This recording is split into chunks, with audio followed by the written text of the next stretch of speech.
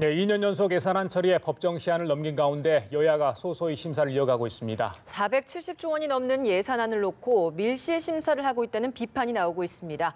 국회 연결해 자세히 살펴보겠습니다. 한지혜 기자.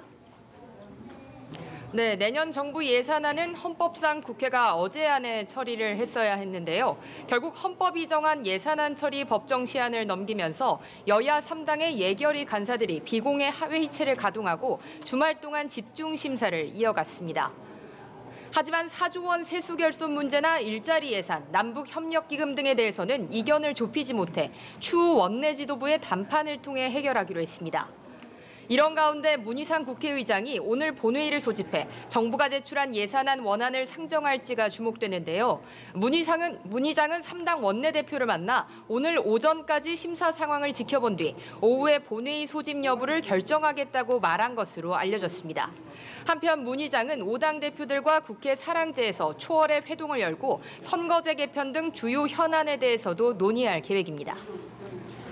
예, 한 기자, 이 청와대 특별감찰반의 비위 의혹과 관련해 조국 민정수석에 대한 책임론이 제기되고 있는데요. 여야 입장 오늘 나온 게 있습니까? 네, 청와대 직원의 연이은 일탈 행위로 조국 민정수석에 대한 책임론이 확산하자 더불어민주당이 수습에 나섰습니다. 더불어민주당 이해찬 대표는 취임 100일 기자간담회에서 조국 민정수석은 특감반 비위와 무관하다고 밝혔는데요. 조 수석에 대한 경질 요구는 야당의 정치적 행위라고 선을 그었습니다.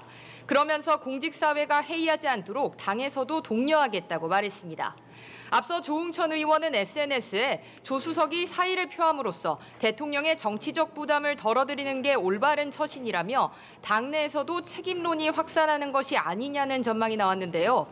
이에 표창원 의원과 박강원 의원 등이 조 수석을 흔들지 말라는 글을 올렸고 조 수석을 향해 묵묵하게 국민의 명령만을 기억하라고 당부했습니다. 이런 가운데 야당은 일제히 조 수석의 사퇴를 촉구하고 나섰는데요. 자유한국당 김성태 원내대표와 바른미래당 김관영 원내대표는 인사 검증을 실패 등의 책임을 물어 조 수석을 해임해야 한다고 요구했습니다.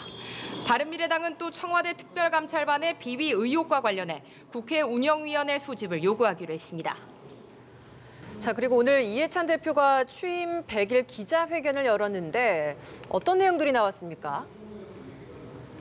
네, 강한 리더십으로 당 존재감을 키워온 이해창 더불어민주당 대표는 취임 100일 기자간담회에서 정권 재창출을 재차 강조했습니다.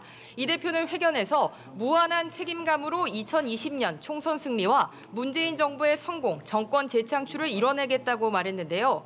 내년 4월까지 투명하고 객관적인 공천 룰을 마련하고 상향식 공천 시스템을 완전히 뿌리내리겠다고 강조했습니다. 야 3당이 강하게 드라이브를 걸고 있는 연동형 비례대표제와 관련해서도 비례성과 대표성을 강화하는 선거법 개정은 정치 수준을 높이는 중대한 합의가 될 것이라며 긍정적인 입장을 내비쳤습니다. 지금까지 국회에서 연합뉴스TV 한지희입니다.